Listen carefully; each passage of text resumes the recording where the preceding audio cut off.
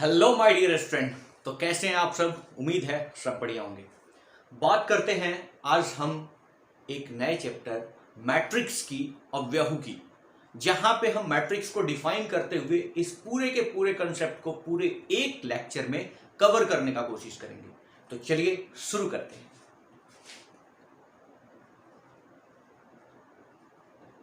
Matrix अव्ययु, ये matrix है क्या सर? ये मैट्रिक्स क्या बात कर रहे हो? ये जो नाम है वो क्या है? तो हम बोलेंगे कि ये एक अरेंजमेंट है। किस चीज का अरेंजमेंट है सर? तो ये नंबर्स का अरेंजमेंट है या फंक्शंस का अरेंजमेंट है? अच्छा, कैसा अरेंजमेंट सर? अरे सिंपल सा लॉजिक समझो कि आप जब स्कूल में थे और आप जब प्रेयर के लिए आप खड़े होते थे तो कतार में खड़े होते थे। हाँ, कतार में आप खड़े होते थे तो उसी तरीके से कतार में सजाने की प्रक्रिया को हम क्या बोलेंगे? मैट्रिक्स बोलेंगे। और उसमें किसे सजाएंगे सर? नंबर्स को सजाएंगे या फंक्शंस को सजाएंगे? हाँ सर, सजाएंगे तो कैसे? लाइन बनाना यार, कैसे? तो हमने बोला मैट्रिक्स को डिफाइन किया। क्या डिफाइन किया? डिफाइन किया रेक्टेंगुलर एरे। एरेज किसका? नंबर्स का और फंक्शंस का। रेक्टेंगुलर एरे है मतलब सर क्या? अरे क्रम विन्यास है। किस चीज का? आयताकार क्रम विन्यास है। अगर हिंदी बोलूं तो आयताकार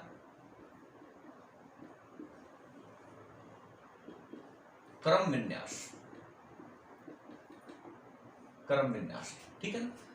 मतलब सर अगर मैं नंबर्स को सजाना करूं, अगर तो कुछ इस तरीके से सजाऊंगा सर। 3 है, सपोज 0 है, 5 है, 7 है। आप सोचो प्रेयर के लिए अगर लाइन लगता था तो क्या एक ही कतार में एकदम पीछे तक चले जाते थे? नहीं। अगर फील्ड आपका खत्म हो जा रहा है तो आप फिर दूसरा कतार लगाते थे। बॉयज का जैसे अलग कतार लगता था, तो उस तरीके से सोचो कि हम बहुत सारा लाइन में खड़े होते थे। सपोज यहां पे 1 है, 2 है, 3 है, 4 है, 5 है, 6 है, 7 है, 8 है। सर इस तरीके से अरेंजमेंट जो कर दिए, क्या यही रेक्टेंगुलर एरे कहलाता है? हाँ, यही क्रम विन्यास है। लगातार हमने नंबर्स को सजाया है, क्या? लाइंस में, ठीक है। और अगर मैं इसे कैपिटल ब्रैकेट से क्लोज कर दूं, अगर कैपिटल ब्रैकेट से क्लोज कर दूं तो ये क्या कहलाएगा? एक मैट्रिक्स कहलाएगा, एक अव्ययु कहलाएगा। सर तो इसमें बहुत सारे कतार हो सकते हैं। हाँ बिल्कुल हो सकते हैं। ये डिपेंड करता है कि आप कितने एलिमेंट्स को यूज कर रहे हो। अब जब हमने यहां पे सपोज आपके पास फोटो लगा हुआ है, ठीक है ना? यहां पे सपोज फोटो है और आपको यहां पे प्रेयर करना है, तो आपको यहां से लाइन को काउंट किया जाएगा कि आप किस तरीके से लेफ्ट टू राइट आप कितने लाइंस में खड़े हुए हो, क्योंकि यहां पे फोटो लगा हुआ है। हाँ, तो आप कतार ऐसे बनाओगे, ठीक है? कतार ऐसे बनाए तो from left to right, from left to right. तो हम लेफ्ट से राइट में अगर कतार गिने, अगर आप यहां पे खड़े हो और बोला जाए कि यार लेफ्ट से राइट कितना लाइन लगा हुआ है, तो आप बोलोगे सर एक लाइन, दूसरा लाइन और क्या? तीसरा लाइन। मतलब यहां पे आपके पास फ्रॉम लेफ्ट टू राइट है जो कतार है, उसको हम बोलते हैं क्या? रोज। रोज मतलब पंक्तियां। ये क्या है? पंक्तियां। तो लेफ्ट टू राइट अगर हम इसमें पंक्ति की बात करें तो आपका आंसर क्या आएगा? टोटल कितने पंक्ति लगे हुए हैं? तो आप बोलोगे सर 3 पंक्ति लगा हुआ है। From left to right, from left to right कितने पंक्ति लगे हुए? 3 पंक्ति लगे हुए। अब देखो एक कहानी को समझो। अगर यहां पे 6 लिखा हुआ है और ये 6 के बारे में अगर हम बात करें कि यहां पे हमने क्या लिख दिया है? 6 लिख दिया है, तो यहां पे अगर खड़ा होके बंदा देखेगा तो क्या बोलेगा? हाँ सर 6 है। लेकिन सोचो एक बंदा अगर ऊपर यहां पे खड़ा होके इसे देख रहा होगा तो ये कैसा दिख रहा होगा? ये 9 की तरह दिख रहा होगा। ये बोलेगा कि नहीं ये तो 9 लिखा हुआ है। अगर वो विजुअलाइज ऊपर से कर रहा है, इसे देख रहा है, तो इस 6 को क्या समझेगा, 9 की तरफ। समझ में आ रहा है क्या? और इधर जो खड़ा है वो क्या बोलेगा कि नहीं सर ये तो 6 है। तो अगर मैंने फोटो यहां पे लगा रखा है और लाइंस को कैलकुलेट कर रहे हैं, पंक्तियां कैलकुलेट कर रहे हैं, तो 3 पंक्ति है। लेकिन अगर एक बंदा यहां पे खड़ा हो जाए और उसे बोला जाए कि कितना पंक्ति है, हाँ कितना, इसे कितना लाइन दिख रहा है, तो वो तो ऐसे देखेगा कि भैया ये वाला एक लाइन है, फिर ये वाला एक लाइन है, फिर ये वाला एक लाइन है, और ये वाला लाइन है। तो हम एक बंदे को जो खड़ा किए वो कहां से देख रहा था, फ्रॉम लेफ्ट टू राइट, जिसे हम क्या बोलते हैं, पंक्ति, रोज। और एक बंदा को अगर हम टॉप पे खड़ा कर दिए, अगर इस मैट्रिक्स के ऊपर लाके बैठा दिए, इस अवयव के ऊपर बैठा है, तो वो एक लाइन काउंट करेगा फ्रॉम अप टू बॉटम, मतलब टॉप टू बॉटम वो काउंट करेगा। तो बोलेगा ऊपर से नीचे की ओर अगर पंक्ति काउंट करेगा तो बोलेगा 1 पंक्ति लगा हुआ है, 2 पंक्ति, 3 पंक्ति, और क्या 4 पंक्ति। तो इसको हम बोलते हैं कॉलम। कॉलम्स मतलब क्या, स्तंभ। तो अगर स्तंभ की बात करें, अगर हम कॉलम की बात करते हैं, तो इसमें कॉलम कितना होगा, 1 2 3 4। सर इसमें कॉलम तो 4 है। वेरी गुड, कॉलम क्या है, 4 है। तो अब हम समझ गए सर, मैट्रिक्स की अगर बात करोगे तो रेक्टेंगुलर अरेंजमेंट है किसका सर, नंबर्स का या फंक्शंस का। तो हमने रेक्टेंगुलर अरेंजमेंट तो कर दिया सर, तो रेक्टेंगुलर अरेंजमेंट कर दिया, तो अगर हम उसके पंक्ति को काउंट किए, उसके अरेंजमेंट को अगर काउंट करना है, तो मैं अगर लेफ्ट टू राइट काउंट करूं, लेफ्ट टू राइट काउंट करूं, तो जो हॉरिजॉन्टल आप खड़े हुए हो उसको मैं बोलूंगा रो, पंक्ति।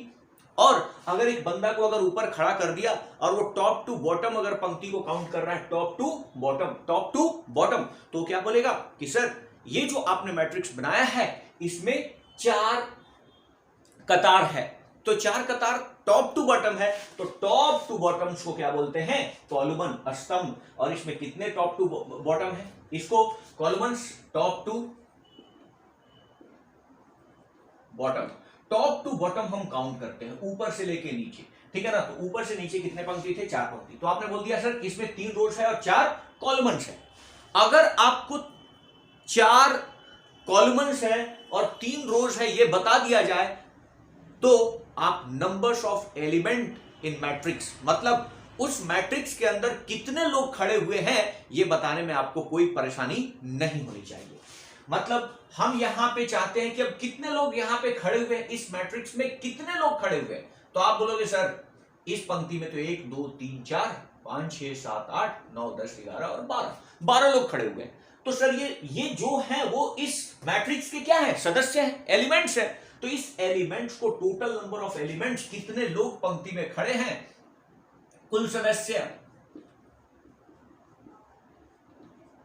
तो total number of element equals to क्या हो जाएगा, रोज इंटू क्या, कॉलम, रोज इंटू क्या, कॉलम।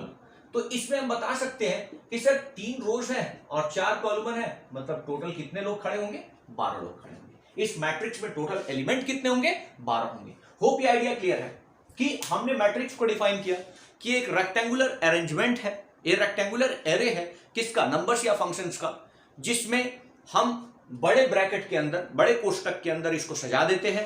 लेफ्ट टू राइट देखेंगे उसे हम रोज बोलेंगे, और टॉप टू बॉटम देखेंगे तो उसे हम कॉलम्स बोलेंगे। इसमें कितने नंबर ऑफ एलिमेंट हैं ये पता करने के लिए हम नंबर ऑफ रोज और नंबर ऑफ कॉलम्स को क्या कर देंगे, मल्टीप्लाई कर देंगे, तो मुझे ये पता चल जाएगा कि इस मैट्रिक्स के अंदर कितने एलिमेंट हैं। होप ये आइडिया क्लियर है। थोड़ा आगे बढ़ते हैं।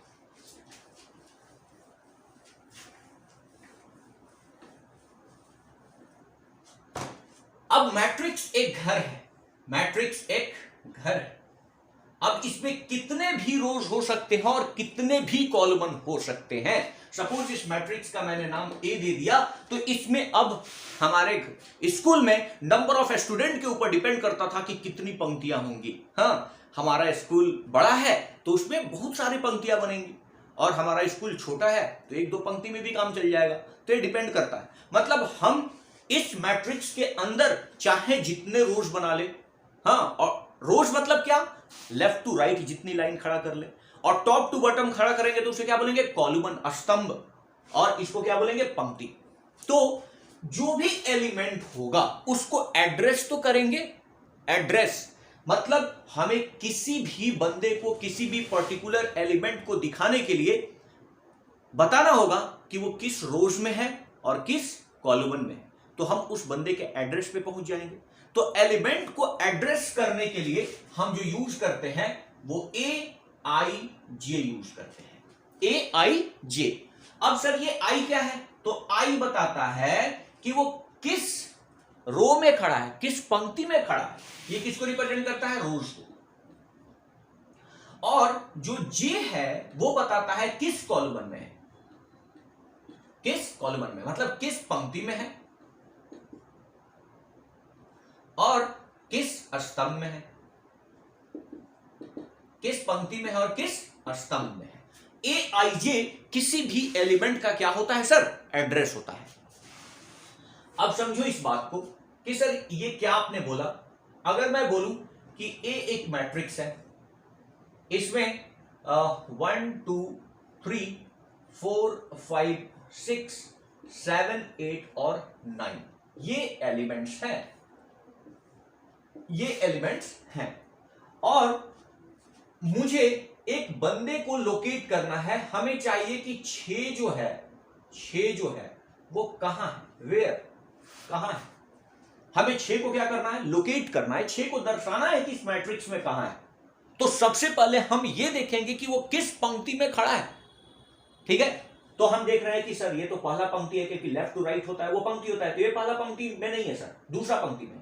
तो आप बोलोगे कि सर ये ए वाला जो बंदा आप पूछ रहे हैं वो दूसरा पंक्ति में क्या है? खड़ा है, मतलब आई का वैल्यू क्या होगा? 2।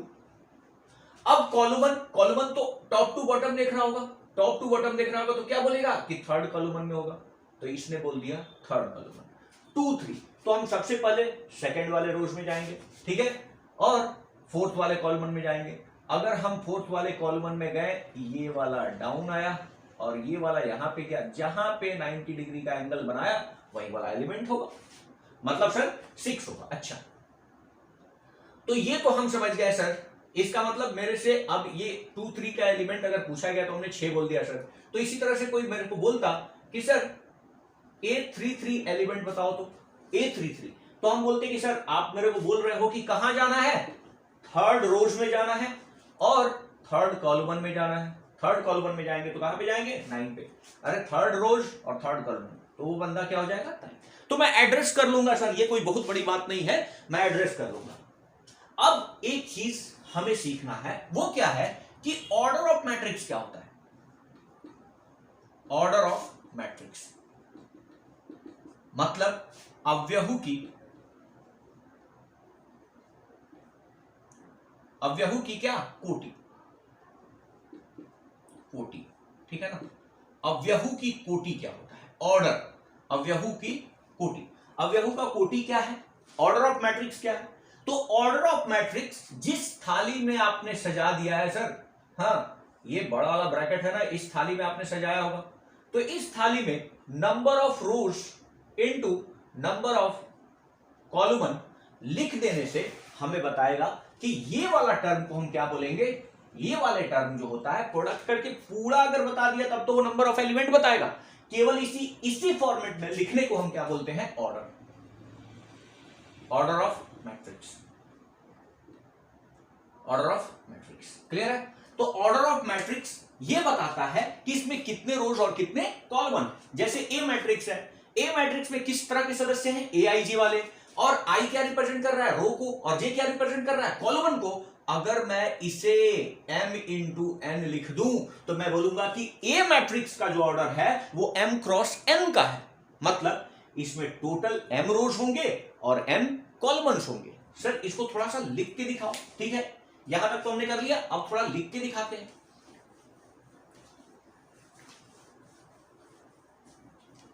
अगर मैं इस मैट्रिक्स की बात करता हूं कि इसे लिख के दिखाओ सर, ये AIJ नाम का तो बंदा है लेकिन m रोज है और n कॉलम है, तो क्या होगा?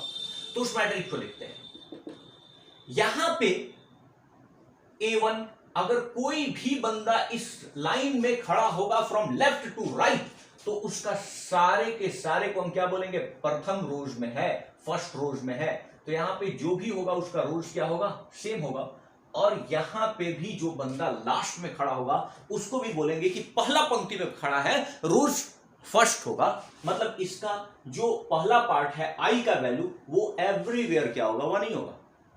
लेकिन जो ऊपर से देख रहा होगा वो कॉलम बताएगा, तो ये बोलेगा कि ये तो पहला कॉलम है, ठीक है, ये क्या है, पहला कॉलम है। और इसको क्या बोलेगा कि दूसरा कॉलम है, इसको क्या बोलेगा, तीसरा, इसको क्या, चौथा, एंड सो ऑन। आपने बोला कि सर इसमें कॉलम कहां तक जा रहा है, एन तक जा रहा है। मतलब ऊपर से देखने वाला बंदा इस लास्ट वाले को क्या बोलेगा कि एन वाले कॉलम में है, तो वहां पे क्या जाएगा, एन। क्या है, देखो यहां पे जो भी बंदा होगा इसको बोला जाएगा कि सेकंड रोज में है, सेकंड रोज में है, ये भी सेकंड रोज में होगा। लेकिन कॉलम की बात की जाए तो पहला कॉलम, दूसरा कॉलम, तीसरा, चौथा, और ये जो होगा वो क्या होगा, nth कॉलम होगा। अगर मैं यहां पे बोलूं तो ये 3 होगा, ये भी A3 होगा, ये भी A3 होगा, ये भी A3 होगा, ये भी A3 होगा। लेकिन कॉलम 1 2 3 4 और ये क्या होगा, n होगा, एंड सो ऑन। ऐसे ही कहानी अगर आगे आए तो ये जो रोज होगा वो कौन सा रोज पे जाके खत्म होगा, mth रोज पे जाके खत्म होगा, तो ये वैल्यू m होगा। तो एवरीवेयर क्या होगा, और यहां पे भी m होगा।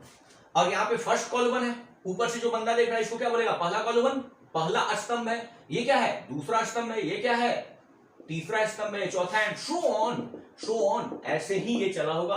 तो ये क्या बोलेगा, लास्ट वाला क्या, nth है, nth कॉलम है, मतलब स्तंभ जो है वो nth है।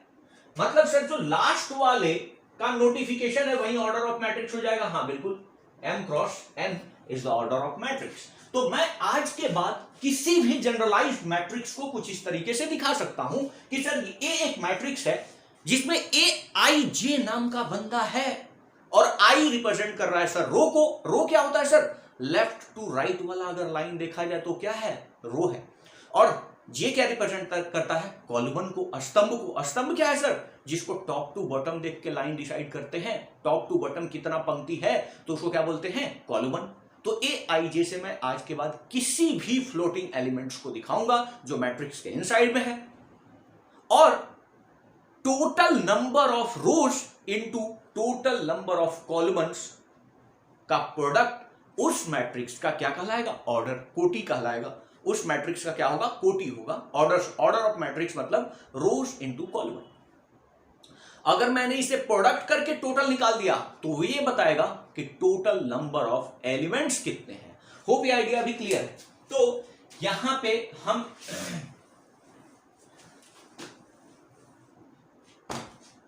एक चीज सीखे कि general representation of element inside of matrix, जो मैट्रिक्स में एलिमेंट होगा उसको हम कैसे दिखाते हैं सर, Aij से। This is the address of क्या, एलिमेंट, जहां सर आई क्या बताता है कि इस रो में चले जाओ, और ये बताता है कि इस कॉलम में चले जाओ। Aij बताता है, ठीक है। हम किसी मैट्रिक्स का नाम तो सर ए दे देते हैं, और इसके अंदर क्या होता है, ए टाइप का एलिमेंट होता है, Aij वाला।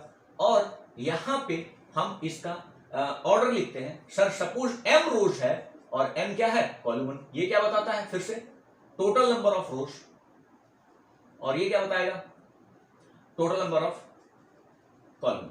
मतलब ये पंक्ति की संख्या बताएगा, और ये क्या बचाएगा, स्तंभ की संख्या, स्तंभ की संख्या, ठीक है ना। पंक्ति गुना स्तंभ, ये आपका क्या कहलाएगा, ऑर्डर ऑफ मैट्रिक्स, कोटि कहलाएगा किसी भी मैट्रिक्स का। और total number of element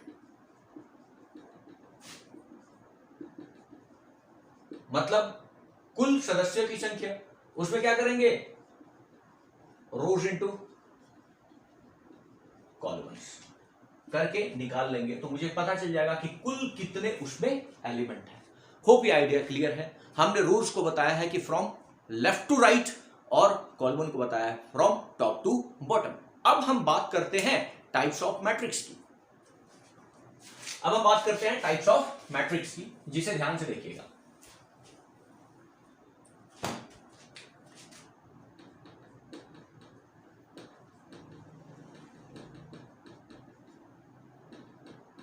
matrix का प्रकार क्या है, ठीक है ना। तो पहला हम पढ़ते हैं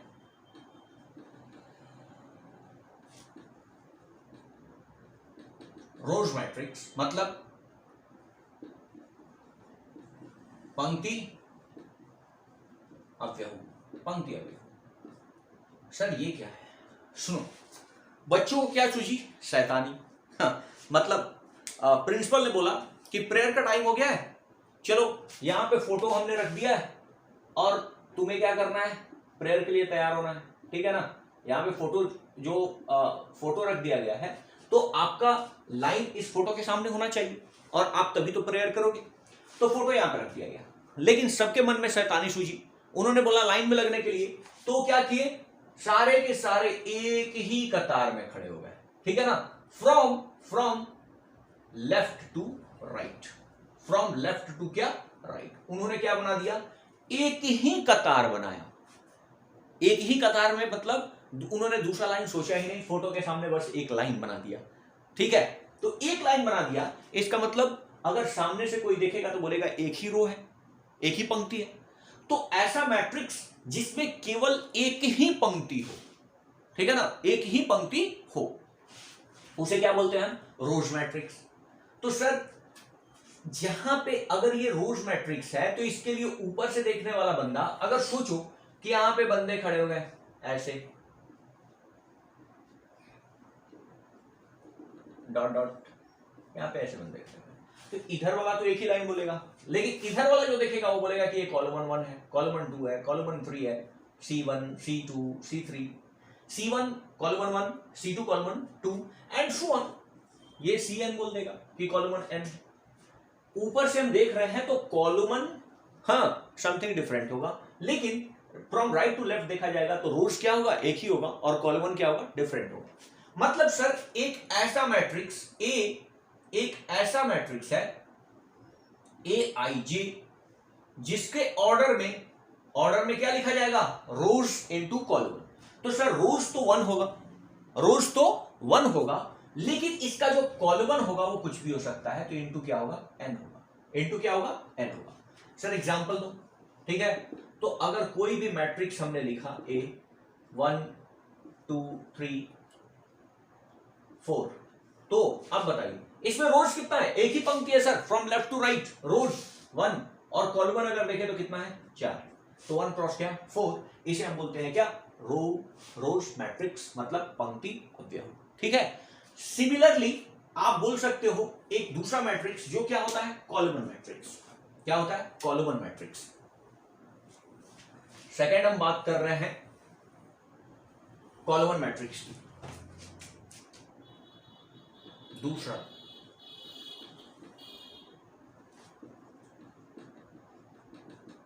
जिसको बोलते हैं स्तंभ अवयव, ठीक है ना, स्तंभ।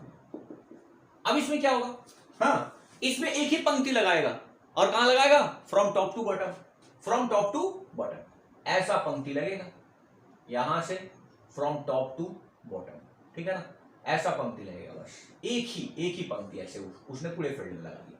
इसे कहने का मतलब क्या हुआ सर, इसे कहने का मतलब ये हुआ कि अगर इधर से कोई देखेगा, अब बंदा कैसे खड़ा है, ऐसे खड़ा है, एंड डॉट डॉट ऐसे खड़ा है, तो इधर से देखने वाला तो रो ढेर सारा कैलकुलेट कर लेगा, हाँ, लेकिन इधर से देखने वाला तो कॉलम एक ही बोलेगा। इसका मतलब सर ये एक ऐसा मैट्रिक्स होगा जिसमें AIJ नाम का तो सदस्य होगा, लेकिन इसमें रोज बहुत सारे हो सकते हैं, M हो सकते हैं, लेकिन कॉलम के लिए क्या होगा, फिक्स होगा। टॉप से जो बॉटम देख रहा होगा उसे एक ही दिखेगा। तो ऐसा मैट्रिक्स जिसमें ये क्या बताएगा, रोज M हो, मतलब रोज में कोई बाउंडेशन नहीं है, लेकिन कॉलम सिर्फ एक हो। जैसे एग्जांपल, अगर हमने A मैट्रिक्स ऐसे लिखा 2 3 1 0, तो ये मैट्रिक्स बताओ, केवल इसमें रोज बोलोगे तो क्या, एक रोज, 2 रोज, 3 रोज, 4 रोज, लेकिन कॉलम देखने वाला बंदा, टॉप टू बॉटम देखने वाला बंदा एक ही बताएगा, तो हम इसको बोलेंगे कि 4 क्रॉस 1 का ये एक मैट्रिक्स है। तो कॉलम मैट्रिक्स आपको क्लियर होगा, कॉलम मैट्रिक्स में कहीं कोई प्रॉब्लम नहीं। चलिए अब बात करते हैं रेक्टेंगुलर मैट्रिक्स की।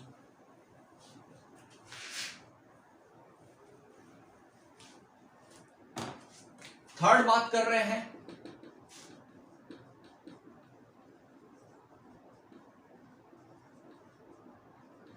रेक्टेंगुलर मैट्रिक्स, जिसको बोलेंगे क्या, आयताकार अवयव, ठीक है ना, आयताकार अवयव। अब आयताकार क्या सर, ऐसा मैट्रिक्स जिसमें number of rows equals to not हो number of columns, number of row is not equals to number of columns, number of rows मतलब पंक्तियों की संख्या, हाँ, और स्तंभों की संख्या बराबर नहीं होनी चाहिए, क्योंकि अगर दोनों साइड से देखा जाए, स्तंभ और पंक्ति दोनों बराबर हो जाए तो उसे नहीं लिया जाएगा। उसको छोड़ के अगर पंक्ति अलग हो जाए और स्तंभ अलग हो जाए तो उसे क्या बोलेंगे, रेक्टेंगुलर मैट्रिक्स बोलेंगे। अरे आयत में क्या होगा, लंबाई और चौड़ाई दोनों बराबर होगा क्या, नहीं, तो वही बात है। तो हम बोलेंगे कि ए एक मैट्रिक्स है जिसमें ए आई जे नाम का सदस्य है और m क्रॉस n इसका क्या है, कोटि है, ऑर्डर है, और यहां m is not equals to क्या है, n, where m is not equals to n। जैसे एग्जांपल दो सर, अगर एग्जांपल की बात करते हैं a, तो यहां पे 1 2 3 3 0 1, अगर मैंने ये मैट्रिक्स बना दिया तो इसका रो कितना होगा, 2, और कॉलम कितना होगा, 3। तो रो और कॉलम बराबर नहीं है तो ये क्या कहलाएगा, रेक्टेंगुलर मैट्रिक्स कहलाएगा, आयताकार अवयव कहलाएगा। इसको डिफाइन करने के लिए ये वाला चीज हमें जानना चाहिए, ये वाला चीज मेरे लिए इंपॉर्टेंट है कि ए एक मैट्रिक्स है जिसमें एलिमेंट कैसा है, ए आई जे, और इसका कोटि क्या है, इसका ऑर्डर क्या है, m क्रॉस n, और m बराबर नहीं है n के, तो ये क्या है, आयताकार रेक्टेंगुलर मैट्रिक्स होगा। अब बात करते हैं हम अगले स्क्वायर मैट्रिक्स की।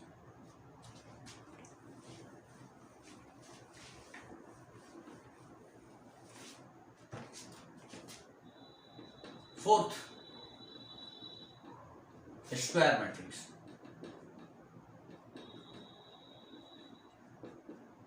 वर्ग अवयव, ठीक है। अगर हम स्क्वायर मैट्रिक्स की बात करते हैं, हाँ, सिंपल सा लॉजिक है सर, रोज और कॉलम क्या होगा, बराबर होगा।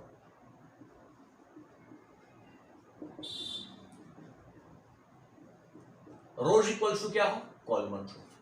कहने का मतलब कि ए एक मैट्रिक्स है जिसमें ए आई जे नाम का एलिमेंट है और m क्रॉस n इसका ऑर्डर है, और वेयर m इक्वल्स टू क्या है, n है, m इक्वल्स टू क्या है, n है। जैसे एग्जांपल की अगर बात करें a 1 2 3 4, अब ये बताओ क्या है, 2 क्रॉस 2 है, 2 ही रोज है और 2 ही कॉलम है। a अगर b अगर एक मैट्रिक्स है 1 2 3 4 5 6 -1 2 3, अगर मैं इसकी बात करता हूं तो ये क्या है, 3 क्रॉस 3, 3 रोज और 3 कॉलम। तो अगर 3 रोज और 3 कॉलम है तो हम इसे क्या बोलेंगे, स्क्वायर मैट्रिक्स। और स्क्वायर मैट्रिक्स का ऑर्डर हमेशा n cross n, m cross m, 2 cross 2, 3 cross 3 ही होगा। तो इसीलिए हम स्क्वायर मैट्रिक्स की जब बात करते हैं तो हम बोलते हैं it is a square matrix of order 2। एक ही बार बोलेंगे, 2 है तो वो 2 क्रॉस 2 समझ में आ जाएगा, बाय डिफॉल्ट आ जाएगा, ठीक है ना। तो यहां पे अगर हम बोलेंगे तो B is square matrix, B एक वर्ग मैट्रिक्स है जिसका कोटि क्या है, 3 है, 3 कोटि का एक स्क्वायर मैट्रिक्स है। लेकिन रेक्टेंगुलर मैट्रिक्स में मुझे बोलना पड़ेगा कि ये जो रेक्टेंगुलर मैट्रिक्स है उसका कोटि 3 क्रॉस 2 है, 2 क्रॉस 2 है। मतलब यहां पे हम बोल सकते हैं order of matrix A is 2, ठीक है ना, एक ही बार में हम बोल सकते हैं, ठीक है ना। Order of matrix A is 2 या order 2 of the matrix A, ठीक है ना। तो ऐसा अगर स्क्वायर मैट्रिक्स है तो उसमें एक ही बार हम बोल के काम चला लेते हैं कि हाँ ये स्क्वायर मैट्रिक्स है। अब हमें स्क्वायर मैट्रिक्स के बाद जो चीजें पढ़नी है वो काफी जरूरी है। स्क्वायर मैट्रिक्स के बाद स्क्वायर मैट्रिक्स को जैसे ही हमने पढ़ा, अब जब स्क्वायर मैट्रिक्स की बात होगी तब एक टर्म आएगा क्या, डायगोनल, विकर्ण, ठीक है ना। अब diagonal elements of A square matrix क्या होता है?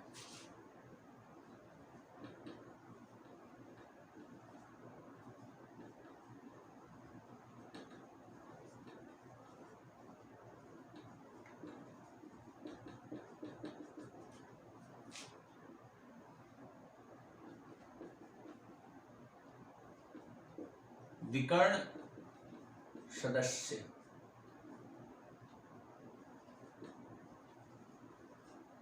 अवयवों के क्या?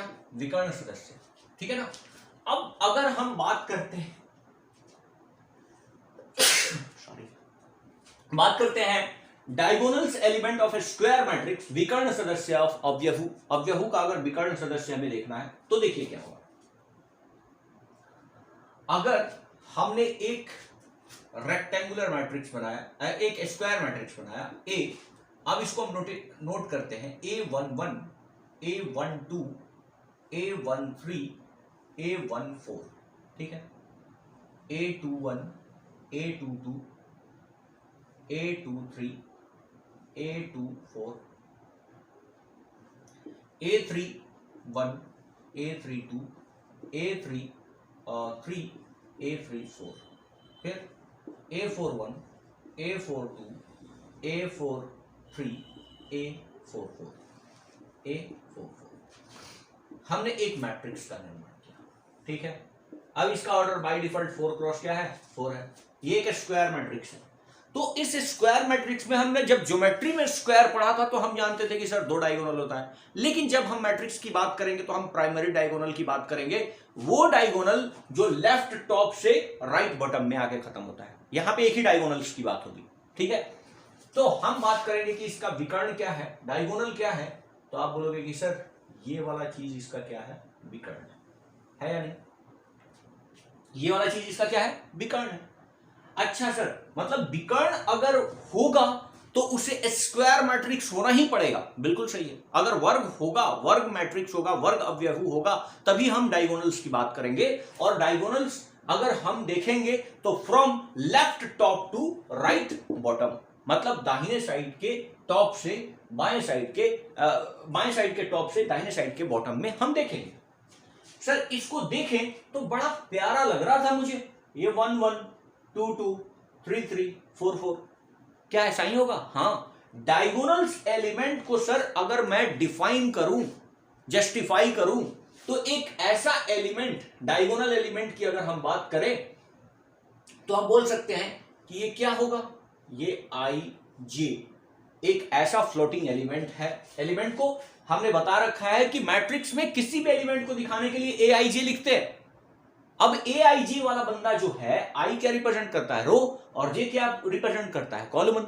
और इस डायगोनल एलिमेंट पे रो और कॉलमन हमेशा क्या है? बराबर है। तो ए आई जे डायगोनल्स का एलिमेंट कहलाएगा वेयर आई इक्वल्स टू क्या होगा? जे होगा। आई इक्वल्स टू क्या होगा? जे। तो आई इक्वल्स टू जे जब होगा तो एलिमेंट्स का नोटिफिकेशन हमेशा ऐसा ही आएगा, A11, A22, A33 and so on, AN, MM या NN, जो भी है। तो ये डायगोनल्स एलिमेंट कहलाएंगे। तो diagonal elements AIJ is a diagonal element. AIJ हाँ, विकर्ण का एलिमेंट होगा, सदस्य होगा। कब? जब आई इक्वल्स टू क्या होगा? जे होगा। मतलब नंबर ऑफ रोज और नंबर ऑफ कॉलम क्या होगा? बराबर होगा। अब इसके अलावा जो भी बच गए, A12, A13, A14, ये सारे के सारे क्या कहलाएंगे? नॉन डायगोनल एलिमेंट कहलाएंगे, विकर्ण को छोड़ के जो सदस्य हैं। तो नॉन डायगोनल एलिमेंट्स को हम दिखाने के लिए हम क्या बोलेंगे कि जो सदस्य विकर्ण पर स्थित नहीं है, उस केस में क्या होगा? ए आई जे होगा, where I is not equal to क्या? जे। मतलब ये विकर्ण पे स्थित नहीं है तो इसका आई और जे कभी भी बराबर नहीं होगा। तो सिंपल सा लॉजिक है सर कि अगर स्क्वायर मैट्रिक्स होगा तो डायगोनल देखेंगे, और डायगोनल एलिमेंट तभी होगा जब आई और जे बराबर होगा। और जहां आई और जे बराबर नहीं हुआ वो डायगोनल एलिमेंट नहीं कहलाएगा, वो क्या कहलाएगा, नॉन डायगोनल एलिमेंट कहलाएगा। इसमें कौन सी बड़ी बात है सर, हम समझ गए, क्लियर है। तो चलिए बात करते हैं नेक्स्ट, इससे आगे की बात करते हैं।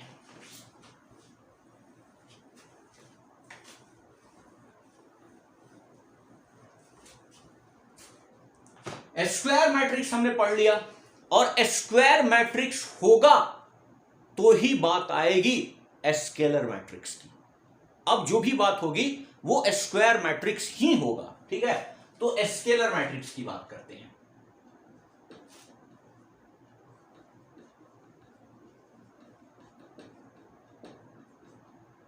स्केलर मैट्रिक्स, ठीक है ना, इसको क्या बोलते हैं, अदिश अवयव, ठीक है।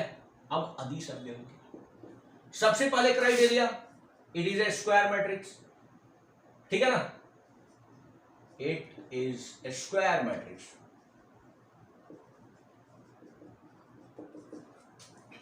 सबसे पहला चीज कि सर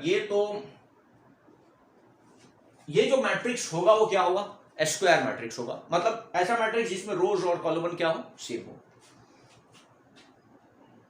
अगला कि स्केलर मैट्रिक्स की अगर हम बात करते हैं सर, तो इसके स्केलर मैट्रिक्स होने का मतलब है कि हमारे पास एक ही नंबर, एक ही पर्टिकुलर नंबर इसके डायगोनल पे रिपीट होना चाहिए, हाँ, और बाकी नॉन डायगोनल्स एलिमेंट जहां पे ए आई जे के बराबर नहीं है वो हमेशा क्या होना चाहिए, 0 होना चाहिए, ठीक है।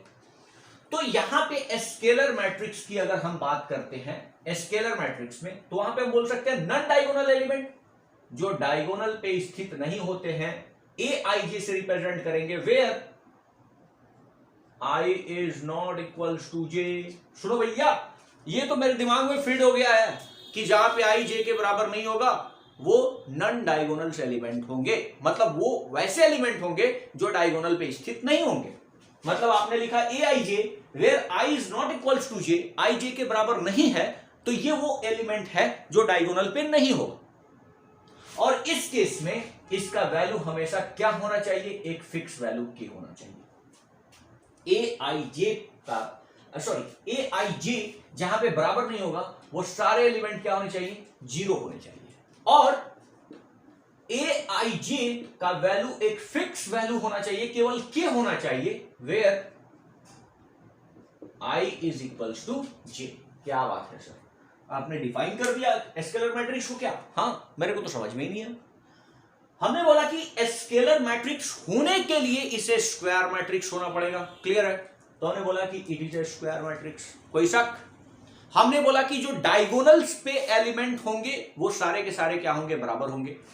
तो डायगोनल्स एलिमेंट कैसे दिखाते हैं sir, A I J where I equals to J, यह डायगोनल्स एलिमेंट है, विकर्ण पे स्थित सदस्य है, और विकर्ण पे जो स्थित सदस्य हैं उन सभी का वैल्यू ऑलवेज क्या है, के है। और जो विकर्ण पे स्थित नहीं है, जो नॉन डायगोनल एलिमेंट्स है, उसको कैसे रिप्रेजेंट करते हैं सर, उसको रिप्रेजेंट करते हैं A I J where I is not equals to J. मतलब जो विकर्ण पे नहीं है वो सारे के सारे क्या है, 0 है। सर एग्जांपल देके बताओ, अगर मैं बात करूं कि ए एक स्केलर मैट्रिक्स है, तो यहां पे सपोज 5 0 0 0 5 0 0 0 5, क्या बात है सर। अब जस्टिफाई करो सर, ये तीनों स्टेटमेंट अपना जस्टिफाई करो। स्क्वायर मैट्रिक्स है, अरे सर रो 3 है और कॉलम भी 3 है, ये 3 क्रॉस 3 है, तो स्क्वायर मैट्रिक्स तो है सर। ए आई जे 0 है, ए आई जे 0 है, मतलब एलिमेंट 0 है, कब, जब आई जे के बराबर नहीं है। यहां पे बताइए कि इसे मैं अगर एड्रेस करूंगा तो इसका क्या नाम दोगे, इस एलिमेंट का नाम दोगे आप ए, पहला रो है सर और दूसरा कॉलम है, तो A1 2 इसको बोलोगे ना, तो 1 और 2 बराबर है क्या, आई और जे बराबर है, नहीं है, तो सर A1 2 का वैल्यू 0 होना चाहिए, है। तो अगर मैं इसे डिफाइन करूं, हाँ, तो ये क्या है सर, ये 1 3 है, क्या 1 और 3 बराबर है, नहीं है, तो वो चीज 0 है, ऑलरेडी 0 है।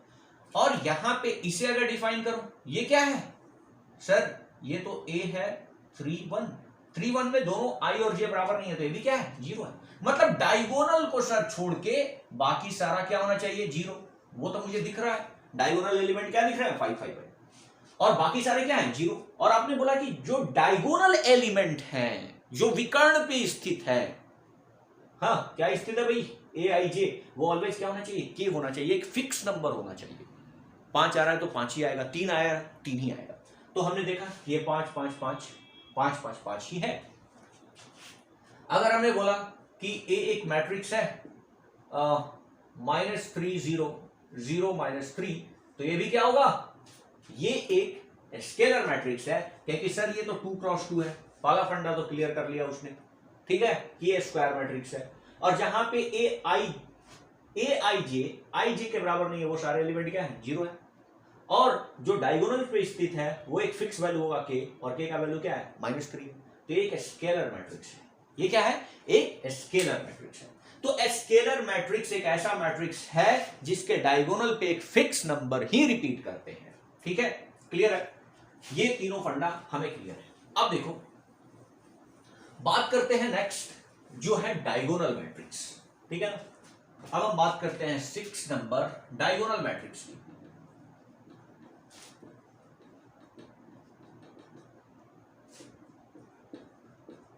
विकर्ण अवयव,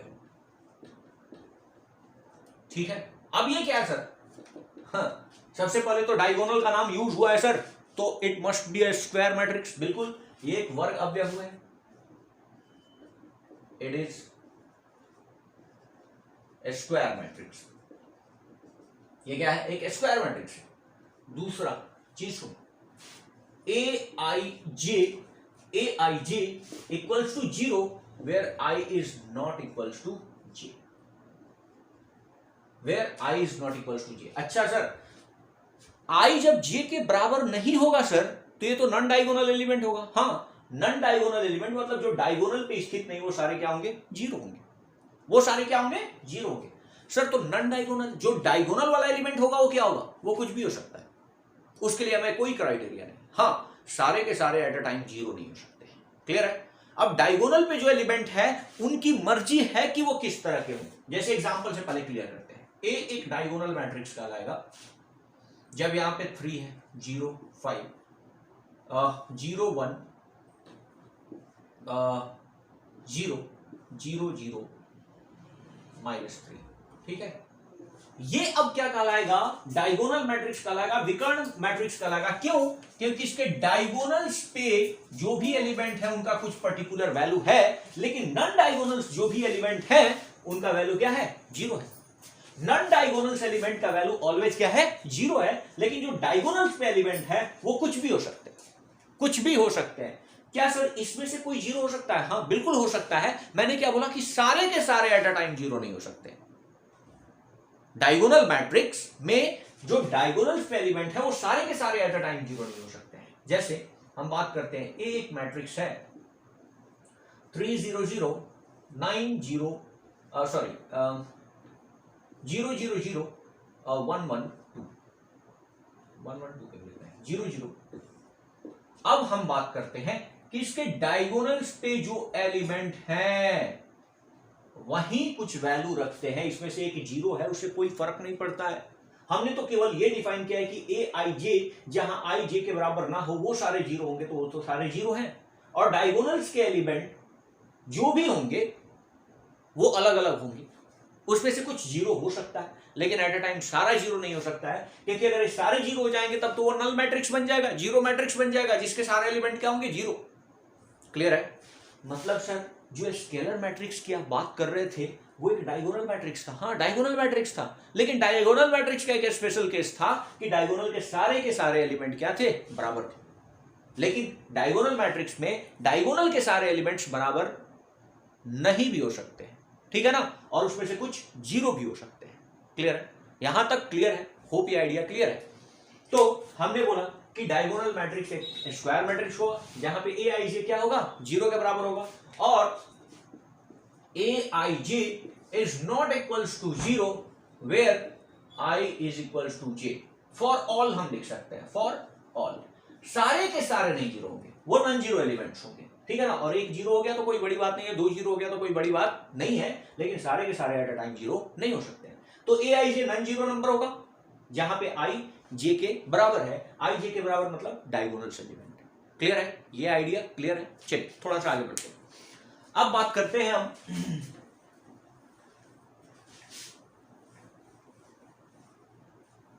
आइडेंटिटी मैट्रिक्स की।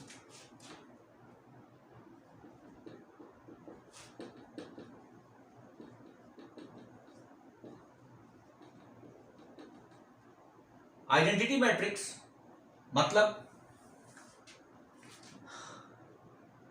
ऐसा मैट्रिक्स होता है, आइडेंटिटी मैट्रिक्स ऐसा मैट्रिक्स होता है जिस मैट्रिक्स की अगर हम बात करें तो उसमें डायगोनल एलिमेंट्स सारे के सारे क्या होंगे? 1 होंगे। मतलब अगर आइडेंटिटी मैट्रिक्स की बात करें, हाँ, तो वो क्या है कि एक स्क्वायर मैट्रिक्स है, ठीक है, स्क्वायर मैट्रिक्स है। दूसरा ए आई जे बराबर 0 है, जहां आई जे के बराबर नहीं है, वेयर, ठीक है ना, where I is not equals to J. A I J का वैल्यू 0 होगा, मतलब नॉन डायगोनल एलिमेंट सारे के सारे क्या है? 0 है। और diagonal element A I J equals to 1 होगा, वेयर आई इक्वल्स टू क्या हो? 0। मतलब ये तो क्लियर है सर। आइडेंटिटी मैट्रिक्स को जनरली आई से दिखाया जाता है, इसलिए मैं आई लिख दे रहा हूं। और ये क्या होगा? 1 0 0 0 1 0 0 0 1। ये एक आइडेंटिटी मैट्रिक्स है जहां पे डायगोनल एलिमेंट ऑलवेज क्या होंगे? 1 होंगे। डायगोनल्स पे जो विकर्ण पे एलिमेंट्स हैं वो क्या होंगे? ऑलवेज 1 होंगे। इसको आइडेंटिटी मैट्रिक्स बोलते हैं। आइडेंटिटी मैट्रिक्स में डायगोनल के एलिमेंट क्या होंगे? 1 होंगे। जैसे आई, ये भी आइडेंटिटी मैट्रिक्स है, 1 0 0 1। ये भी एक आइडेंटिटी मैट्रिक्स है क्योंकि डायगोनल एलिमेंट सारे क्या है? 1 है। तो क्या होना चाहिए आइडेंटिटी मैट्रिक्स के लिए? सर स्क्वायर मैट्रिक्स होना चाहिए, नॉन डायगोनल एलिमेंट 0 होना चाहिए, और डायगोनल एलिमेंट्स की वैल्यू ऑलवेज क्या होनी चाहिए? 1 होनी चाहिए। तो इसे हम क्या बोलते हैं? आइडेंटिटी मैट्रिक्स बोलते हैं। क्लियर है? होप ये आइडिया क्लियर है। चलिए अब बात करते हैं हम जो जनरली एनसीईआरटी के टाइप्स हैं, मैं उन्हें ही कवर कराने की कोशिश कर रहा हूं। तो अब बात करते हैं नल मैट्रिक्स। नल मैट्रिक्स, और इसी को बोलते हैं क्या? नल मैट्रिक्स को ही क्या बोलेंगे? Zero matrix. इसको बोलते हैं शून्य शून्य। अब देखो सिंपल सा लॉजिक है सर। हाँ, इसकी बात अगर आप कर रहे हो तो ये सिंपल सा लॉजिक है कि ये क्या होगा? एक ऐसा मैट्रिक्स जहां पे all elements are 0। A I जे एक मैट्रिक्स है जिसमें आई जे है और ये m क्रॉस n कुछ भी हो, where A I J equals to क्या है? 0। हर एक केस में ए आई जे इक्वल्स टू क्या है? 0 है। तो जीरो मैट्रिक्स जैसे ए है, अगर हमने बोल दिया 0 0 0 0 तो ये क्या हो जाएगा? Zero matrix. ए है ये मैट्रिक्स है 0 0 0 0 0 0 0 0 0 तो ये भी क्या हो जाएगा? ये भी एक नल मैट्रिक्स है और जीरो मैट्रिक्स है। होप आइडिया क्लियर है कि हमने मैट्रिक्स पढ़ लिया कि सर मैट्रिक्स बेसिकली अरेंजमेंट्स है, एरे है, क्रम विन्यास है, किस चीज का? नंबर्स या फंक्शंस का, जिसे हम रोज और कॉलम्स के नजर से देखते हैं। रोज और कॉलम्स को मैं मल्टीप्लाई कर दूं तो टोटल नंबर ऑफ एलिमेंट मिल जाएगा, और रोज इंटू कॉलम्स को अगर लिख दूं तो वो उसका क्या कहलाएगा? कोटि कहलाएगा, उसका ऑर्डर कहलाएगा सर। अब हम मैट्रिक्स के एड्रेस की बात करेंगे तो सर ए आई जे से रिप्रेजेंट करते हैं, जहां पे आई रोज को रिप्रेजेंट करता है और जे कॉलम को रिप्रेजेंट करता है। तो हम कोई भी matrix A I J M cross N का लिख सकते हैं। सर मैंने मैट्रिक्स लिख लिया तो अब मैट्रिक्स का टाइप देख लेते हैं सर। तो रोज मैट्रिक्स जिसमें एक रोज हो, कॉलम मैट्रिक्स जिसमें एक ही कॉलम हो, उसके बाद रेक्टेंगुलर मैट्रिक्स जिसमें रोज और कॉलम बराबर ना हो, स्क्वायर मैट्रिक्स जिसमें रोज और कॉलम बराबर हो। अब स्क्वायर मैट्रिक्स के बाद से कुछ फंडे स्टार्ट हुए कि स्क्वायर मैट्रिक्स होगा तो हम डायगोनल एलिमेंट्स की बात करेंगे। सर डायगोनल एलिमेंट्स कैसे रिप्रेजेंट करें? सर डायगोनल एलिमेंट्स जो होता है ए आई जे से रिप्रेजेंट होगा, और जहां पे आई और जे दोनों क्या होगा? बराबर होगा। डायगोनल एलिमेंट क्या होगा? 1 1 A11 A22 A33 इसी तरीके का होगा ना। और non diagonal element A I जे से रिप्रेजेंट होगा जहां पे आई जे के बराबर नहीं होगा। अब हमने डायगोनल एलिमेंट और नॉन डायगोनल एलिमेंट समझ लिया, तब हमने बात किया कि स्केलर मैट्रिक्स क्या होता है। तो स्केलर मैट्रिक्स एक है। स्क्वायर मैट्रिक्स होता है जिसमें डायगोनल्स पे एक ही प्रकार का नंबर होगा, एक कांस्टेंट नंबर होगा और बाकी सारे क्या होंगे, जीरो होंगे। डायगोनल्स मैट्रिक्स क्या होता है, ये भी एक स्क्वायर मैट्रिक्स होता है जिसमें डायगोनल्स पे कुछ भी हो सकता है, डिफरेंट डिफरेंट नंबर्स हो सकता है, लेकिन नॉन डायगोनल्स एलिमेंट यहां पे भी क्या होंगे, जीरो होंगे। फिर हमने बात किया आइडेंटिटी मैट्रिक्स की। क्या है आइडेंटिटी मैट्रिक्स सर, ये भी एक स्क्वायर मैट्रिक्स है जिसमें नॉन डायगोनल एलिमेंट क्या है, जीरो है, लेकिन इसके डायगोनल पे सारे एलिमेंट्स क्या होंगे, वन होंगे। फिर हमने बात किया नल मैट्रिक्स क्या होता है सर, नल मैट्रिक्स है, जीरो मैट्रिक्स ऐसा मैट्रिक्स है जिसके सारे के सारे एलिमेंट्स क्या है, जीरो है।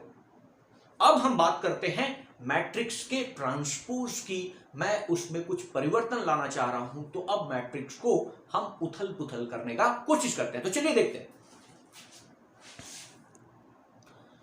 उससे पहले बात कर लेते हैं कि दो मैट्रिक्स का एडिशन कब होगा। एडिशन ऑफ टू मैट्रिक्स,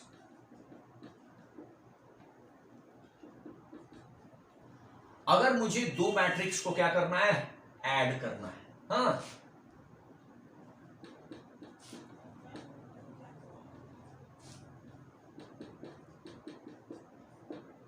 दो अवयव का क्या, तो दो मैट्रिक्स को ऐड करना है तो सबसे पहली चीज कि सर मुझे दो मैट्रिक्स को ऐड करना है, ये एक मैट्रिक्स है और ऐड करना है दूसरा मैट्रिक्स। सर क्या कंडीशन होगा, पहला कंडीशन दोनों मैट्रिक्स का ऑर्डर मतलब क्या, कोटि क्या होना चाहिए, बराबर होना चाहिए।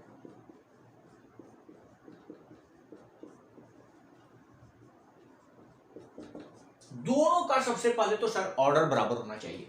अगर यहां पे ये m क्रॉस n मैट्रिक्स है और यहां पे suppose p cross q matrix है, तो दो मैट्रिक्स के एडिशन के लिए ये दोनों क्या होने चाहिए, बराबर होने चाहिए। मतलब m बराबर होना चाहिए किसके, p के, एंड n बराबर होना चाहिए किसके, q के। दो मैट्रिक्स तभी ऐड होगा जब दोनों के ऑर्डर क्या होंगे, बराबर होंगे।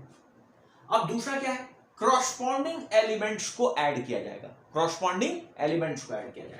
जैसे कहने का क्या मतलब हुआ कि हम दोनों के क्रॉसपॉन्डिंग एलिमेंट्स को ऐड करेंगे, मतलब इसका जो फर्स्ट रो फर्स्ट कॉलम में होगा और इसका जो फर्स्ट रो फर्स्ट कॉलम में होगा वही ऐड होगा।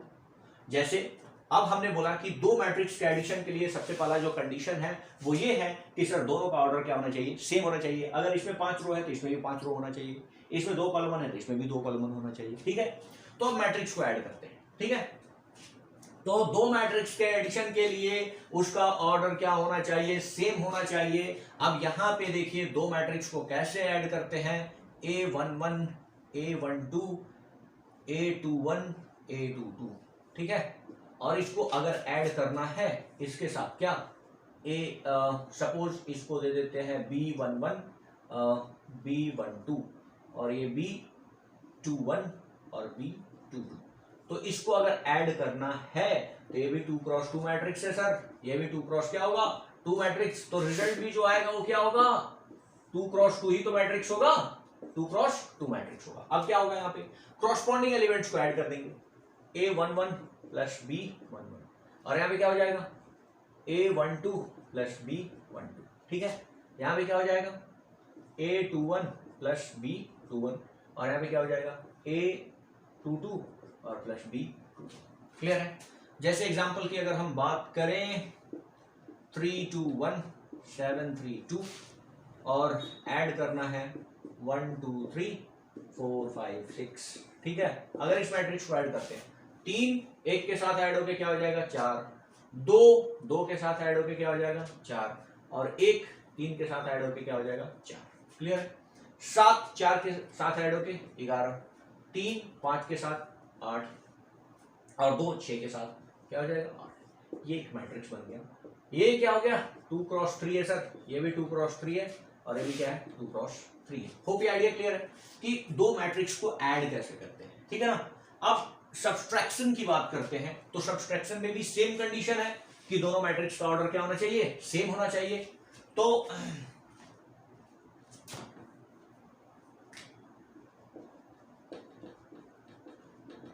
सब्सट्रैक्शन ऑफ टू मैट्रिसेस का अंतर, ठीक है ना, अंतर भी होने के लिए सबसे पहला condition, both matrix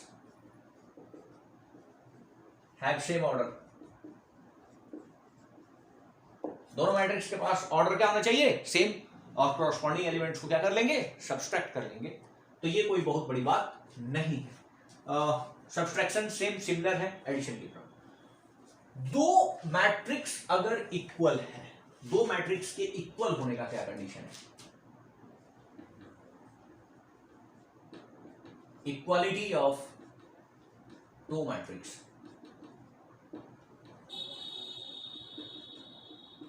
equality of two matrix.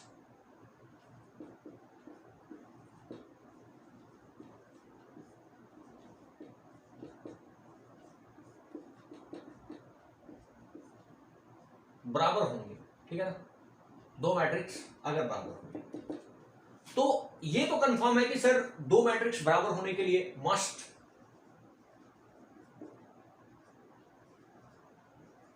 Order of two matrix, order of both matrix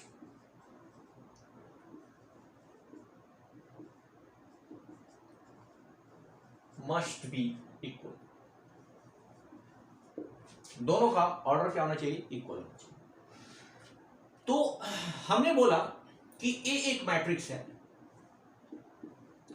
x+3 7 y 8, और बी एक मैट्रिक्स है 1 3 5 7 1 3 5 7।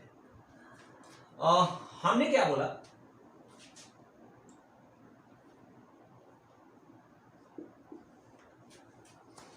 हमने बोला कि ए एक मैट्रिक्स है जहां पे x+3 7 है और y और 8 एलिमेंट है। बी एक मैट्रिक्स है 1 5 और 7 और क्या है 8 है।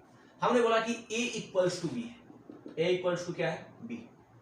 तो अगर a इक्वल्स टू b होगा, इफ अगर ऐसा है तो हर एक कॉरस्पॉन्डिंग एलिमेंट क्या होंगे, बराबर होंगे। मतलब x+3 जो होगा वो इस मैट्रिक्स के सेम कॉरस्पॉन्डिंग एलिमेंट 1 के क्या होगा, बराबर होगा। y जो होगा, y क्या है, second row first column, second row first column, और y जो होगा वो किसके बराबर होगा, 5 के बराबर होगा। तो यहां से क्लियरली हम x का वैल्यू क्या निकाल सकते हैं, 4 निकाल सकते हैं। तो इस तरीके से दो मैट्रिक्स अगर इक्वल है तो हम कैलकुलेशन कर पाते हैं, हम दिए गए रैंडम वैल्यू वेरिएबल्स का आंसर निकाल सकते हैं। तो दो मैट्रिक्स इक्वल तभी होगा जब दोनों के ऑर्डर क्या होंगे, इक्वल होंगे, और दोनों का अगर ऑर्डर इक्वल है तो कॉरस्पॉन्डिंग एलिमेंट्स भी क्या होंगे, बराबर होंगे। तो ये दो मैट्रिक्स के इक्वल होने का कंडीशन है। अब हम बात करते हैं नेक्स्ट टॉपिक पे। अब है स्केलर मल्टीप्लिकेशन, अव्यहू का अदिश से गुणा। तो अब हम बात करते हैं स्केलर मल्टीप्लिकेशन का। तो किसी भी मैट्रिक्स में, ठीक है ना, किसी भी मैट्रिक्स ए में अगर मैं k एक नंबर से गुना कर दूं तो ईच एलिमेंट, ठीक है ना, aij जो एलिमेंट है वो सारे के सारे मल्टीप्लाई होंगे। मतलब इसमें जब नया एलिमेंट बनेगा तो क्या बन जाएगा, kaij बन जाएगा। मतलब ईच एलिमेंट मल्टीप्लाई होंगे। सर एग्जांपल से क्लियर कर दो। ए एक मैट्रिक्स है जिसमें 1 2 3 -1 0 5 है, ठीक है। अब मैं बोल रहा हूं कि फाइंड करो 2a का वैल्यू। मतलब स्केलर मल्टीप्लाई कर रहा है इस मैट्रिक्स में, तो अगर 2 से मल्टीप्लाई कर रहे हैं तो मैट्रिक्स के ईच एलिमेंट्स 2 टाइम्स हो जाएंगे और ये वैल्यू क्या हो जाएगा, 2 4 6 -2 0 एंड 10। होप ये आइडिया क्लियर है। अगर मैं किसी मैट्रिक्स को अगर किसी स्केलर से मल्टीप्लाई करता हूं तो each element should be multiplied by k, ठीक है। अब हम बात करते हैं नेक्स्ट, दो मैट्रिक्स को गुणा कैसे करते हैं, और ये सबसे ज्यादा इंपॉर्टेंट है कि दो मैट्रिक्स को गुणा कैसे करते हैं।